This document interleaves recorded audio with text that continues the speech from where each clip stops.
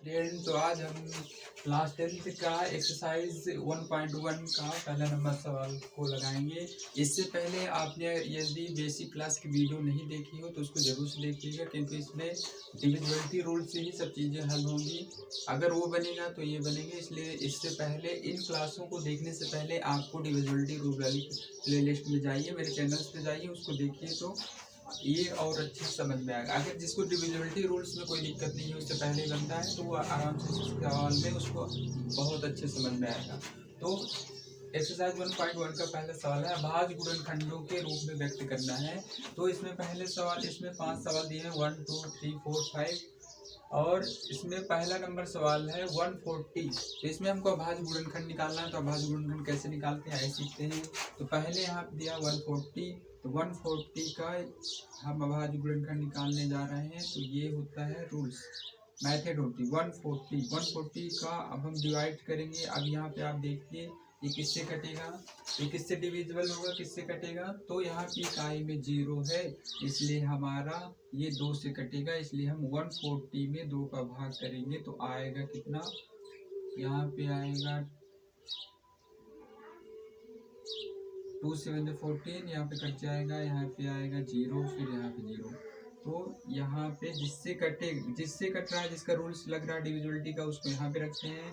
जितना भाग करने पे आएगा उसको हम यहाँ पे लिखेंगे। तो यहाँ पे आया 70, इधर 70 लिख देंगे। अब फिर से और नीचे चलेंगे। अब यहाँ पे अब हमारा क्या बचा, इधर इसको रिमूव कर देते हैं। इसके बाद हमारा बच रहा है यहाँ पे 17। अब 17 में देखो किसका रूल्स लगेगा डिविजिबिलिटी का। तो 17 में डिविजिबिलिटी का रूल लगेगा, 0 आ रहा है लास्ट डिजिट में, तो इसलिए इसमें भी 2 का रूल ही लगेगा। तो 2 का करेंगे तो 2 3 6, और यहाँ पे बचेगा 1, फिर 2 6 10, तो आएगा 35। तो ये हो गया। हम भाग इसलिए बता रहे हैं ताकि समझ में इजली आ सके। तो इसके बाद इसको रिमूव कर देते हैं। अब 35। अब यहाँ पे देखो, यहाँ पे फिर से आप यहाँ पे लिखेंगे 2, और यहाँ पे देखो किससे कटा था, इसलिए यहाँ पे हम 2 लिख रहे हैं। अब यहाँ पे 35 आया, 35 किससे कटेगा, क्योंकि लास्ट डिजिट में 5 है, इसलिए 5 से कटेगा। तो इसमें हम 5 से डिवाइड कर देंगे। तो 5 7 जा 35, तो यहाँ पे आएगा 7। अब 7 आ गया 1 नंबर, तो 7 का 7 से ही काटेंगे। यहाँ भी 1 आ गया, इसको 1 से काटेंगे तो 1 ही आ जाएगा। अब थोड़ा सा इसको हम रिमूव किए दे रहे हैं, क्योंकि हमारे यहाँ पे इधर तो इसको बाद में लिख सकते हैं। यहाँ पे थोड़ा लिख देता हूँ 156 ताकि याद रहे। और यहाँ पे अब यहाँ पे देखिए हम इसका अभाज्य गुणनखंड निकाल रहे हैं 140 का। तो अब इधर लिखेंगे 140 equal to 2 into 2 into 5 into 7 into 1, या और यहाँ पे हम थोड़ा सा लिखेंगे, आता है 140 के अभाज्य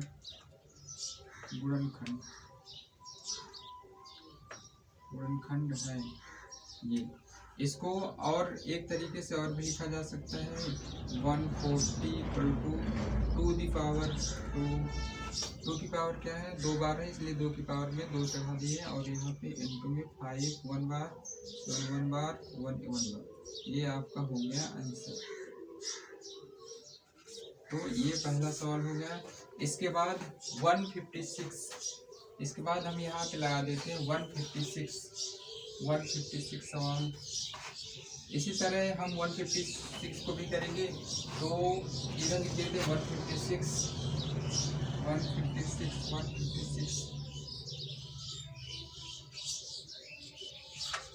दूसरा नंबर का जो हमारा सवाल है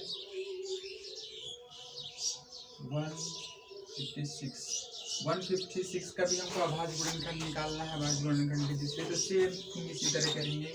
पहले हम इसको 156 लिख देते हैं। किसका नियम लगेगा इसमें, 2 का डिविजिबिलिटी का रूल लगेगा, क्योंकि लास्ट डिजिट में 6 है इसलिए लगेगा। हमें 2 से 2 7 जा 14, और 2 7 जा 16। सॉरी इसको हम कर देते हैं 6, वो हो गया 2 7 14, 1 6 2 8 18, 2 8 18, इतना आएगा। अब यहाँ पे देखेंगे, अभी इसमें भी 2 का रूल लगेगा डिविजिबिलिटी का, तो इसमें भी करेंगे। तो इधर भी आएगा 78 और यहाँ पे करेंगे 2 तो 2 2 3 जा 6 बचेगा 1 2 9 जा 18 यहाँ पे आएगा 39। अब इसको हम डायरेक्टली किससे डिवाइड कर देंगे, डायरेक्टली ये 9 3 2 से तो होगा नहीं, 3 से 9 सभी डिजिटों का सम कितना आएगा 9 3 9 प्लस 3 करेंगे तो 12 आएगा, इसलिए इसमें 3 से डिवाइड हुआ। तो अब इसमें 3 से डिवाइड करेंगे तो यहाँ पे आएगा 1 यहाँ पे 3। अब इसको डायरेक्टली 13 से ही हम डिविजिबल कर देंगे, यहाँ पे आएगा 1 इधर भी आएगा 1। अब इसी तरह यहाँ भी लिख देना है, आता है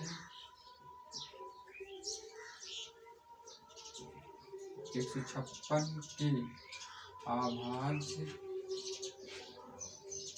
गुणनखंड होंगे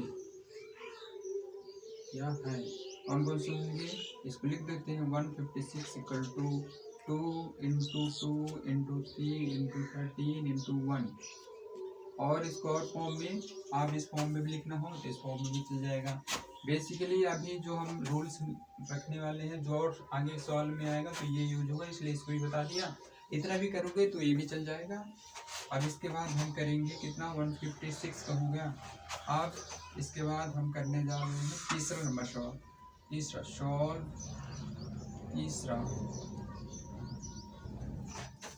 3825। अब इसका देखो, इसका 3825 का हम अभाज्य गुणनखंड विधि से सवाल लगाएंगे। तो इसमें पहले देखो लास्ट डिजिट क्या है, 2 से कटेगा क्या नहीं, 3 का रूल्स नहीं लगाना, 5 है इसलिए डायरेक्ट 5 से हम इसको डिवाइड कर लेते हैं, भाग दे देंगे इसमें 5 का तो आएगा 3825 और इसमें भाग कर देंगे 5 का तो यहाँ पर आएगा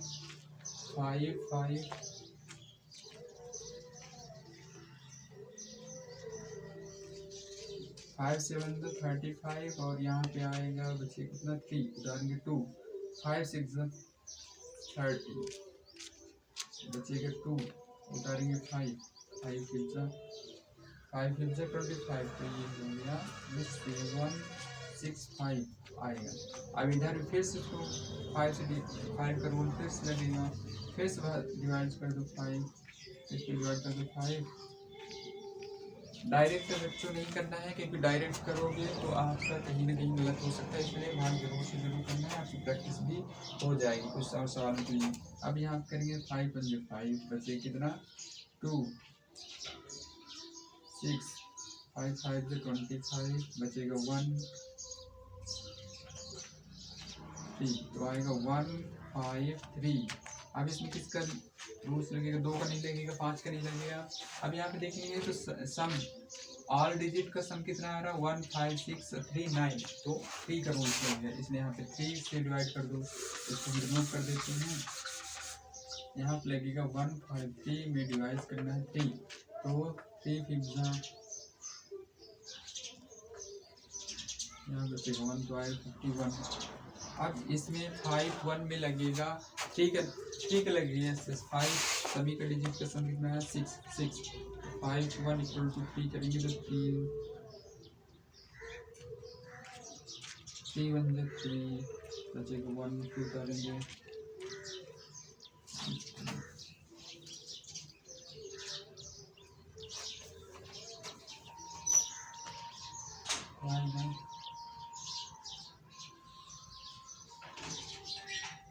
तो यहाँ पे आएगा 17, इधर लिखेंगे 3, इसको डायरेक्ट 17 से काट देंगे बच्चे आएगा इधर। अब यहाँ पे लिख देंगे आता है अभाज्य गुणनखंड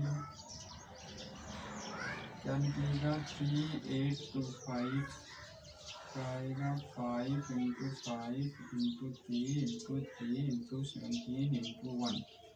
ये इसका अभाज्य गुणनखंड से ये सवाल हो गया आपका। आज हमने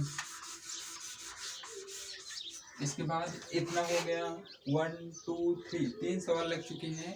अब हम लगाने जा रहे हैं चौथा सवाल है चौथा सवाल यहाँ पे लगा देते हैं इधर, ओके यहाँ लगा देते हैं चौथा सवाल है हमारा। चौथा सवाल 5। चौथा नंबर सवाल 5005। ये है। इसका भाज्यगुणनखंड निकाल लेंगे तो सॉल्व किससे कटेगा बच्चों, किससे कटेगा, 5 से कटेगा तो मिला दीजिए 5 है तो 5 से काट दो उसको। 5 से काटेगा तो आएगा, डिवाइड करेंगे तो 1001 और फिर से ये देखेंगे तो 1001 आ रहा है तो ये किससे कटेगा, 7 से कटेगा। 7 का रूल बेसिक क्लास के में बताया है। डायरेक्टली हम इसमें 7 का भाग कर रहे हैं तो 7 से इसमें भाग करेंगे तो आएगा 143 और अब यहाँ पे देखिए 2 का नहीं लगेगा, 143 7 और 1 7 1 8 नहीं लगेगा तो इसमें अब लगेगा 11 का नियम लगेगा। 11 से भाग इसमें करेंगे तो आएगा 13।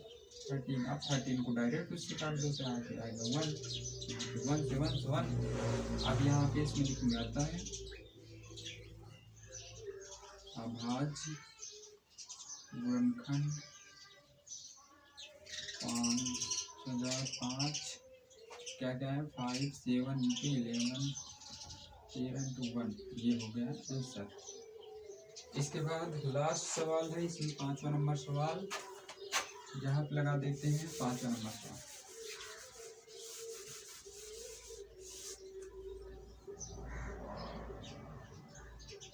नंबर सवाल इधर लगा देते हैं। 5वां नंबर सवाल है 7429।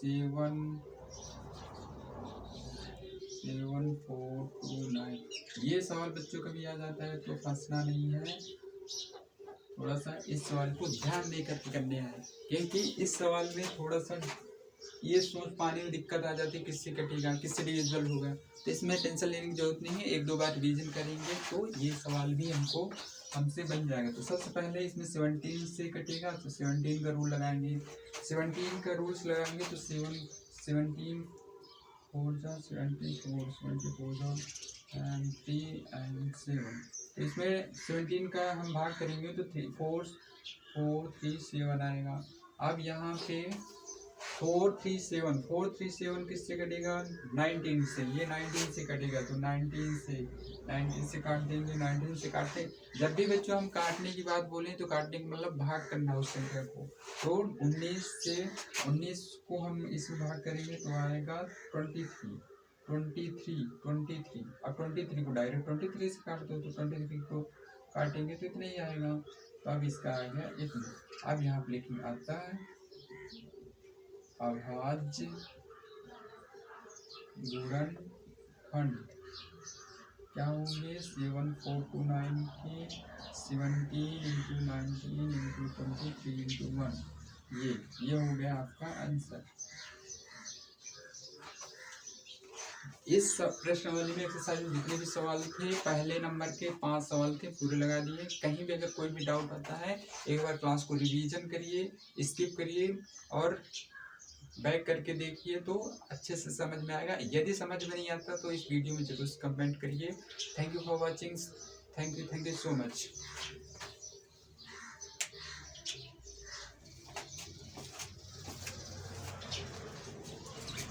कितने मिनट 13 मिनट बन गए।